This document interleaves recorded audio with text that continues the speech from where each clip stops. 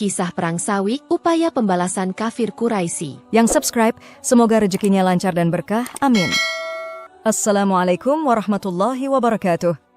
Peristiwa Perang Badar benar-benar membuat suku Quraisy Makkah harus menanggung malu sekaligus luka sejarah yang amat mendalam. Bagaimana tidak?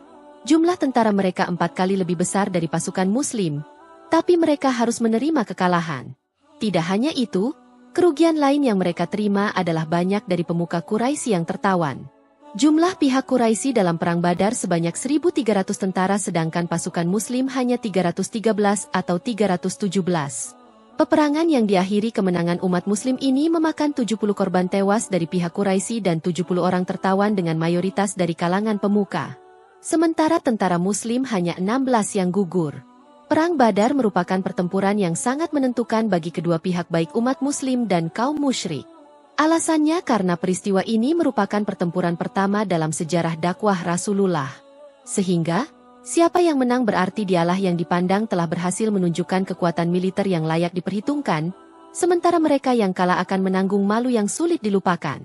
Karena alasan inilah luka kekalahan Perang Badar begitu membekas bagi suku Quraisy, dan membuat mereka tidak sabar untuk melakukan balas dendam dengan persiapan yang lebih matang.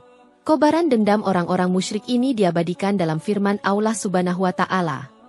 Sesungguhnya kamu dapati orang-orang yang paling keras permusuhannya terhadap orang-orang yang beriman ialah orang-orang Yahudi dan orang-orang musyrik.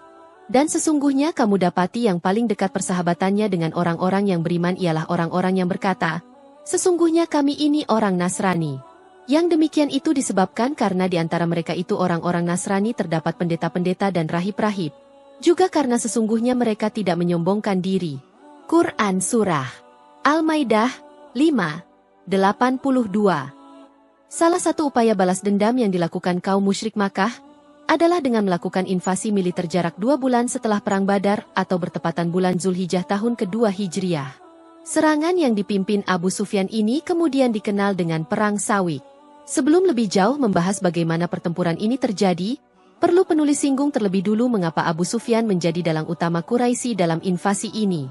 Dikisahkan, sebelum terjadi Perang Badar, rombongan dagang Quraisy yang dipimpin oleh Abu Sufyan sedang melakukan perjalanan pulang dari Syam ke Makkah.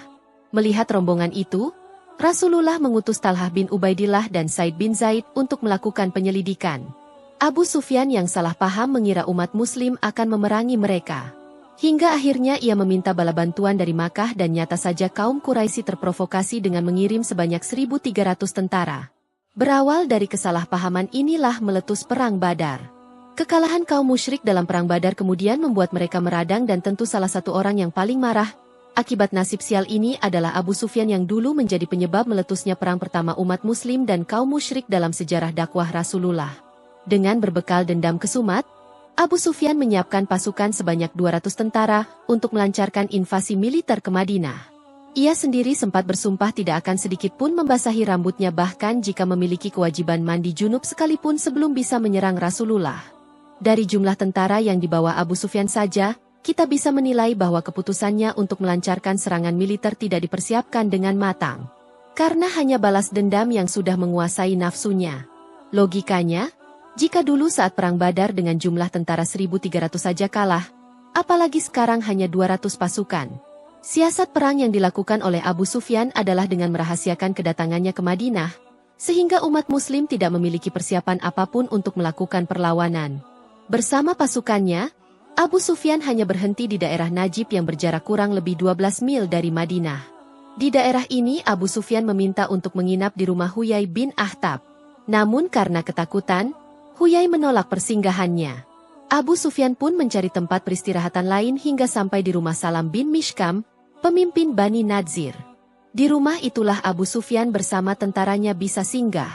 Dengan mengambil jarak aman demikian Abu Sufyan dan pasukannya belum diketahui keberadaannya sejauh ini. Abu Sufyan kemudian mengutus beberapa tentara untuk menyusup ke wilayah Al-Arid, sebuah daerah di Madinah. Di daerah tersebut tentara melakukan kerusuhan dengan membakar kebun kurma dan membunuh orang Ansyar serta rekannya yang mereka temui. Kabar kerusuhan itu sampai ke telinga Rasulullah. Beliau pun segera mengutus tentara untuk melakukan pengejaran. Sayang, mereka sudah mengetahui informasi ini dan berhasil melarikan diri. Sebelum kabur, Mereka sengaja meninggalkan bekal berupa sejumlah karung gandum agar tidak membebani saat lari. Dalam bahasa Arab gandum disebut sawik yang kemudian dijadikan nama peristiwa. Rasulullah membiarkan Abu Sufyan dan pasukannya kabur, sementara gandum-gandum yang mereka tinggalkan diangkut umat muslim sebagai harta rampasan perang atau ghanimah. Bagaimana pendapat kalian? Jika kurang boleh ditambahkan di kolom komentar. Barakallahu fiikum.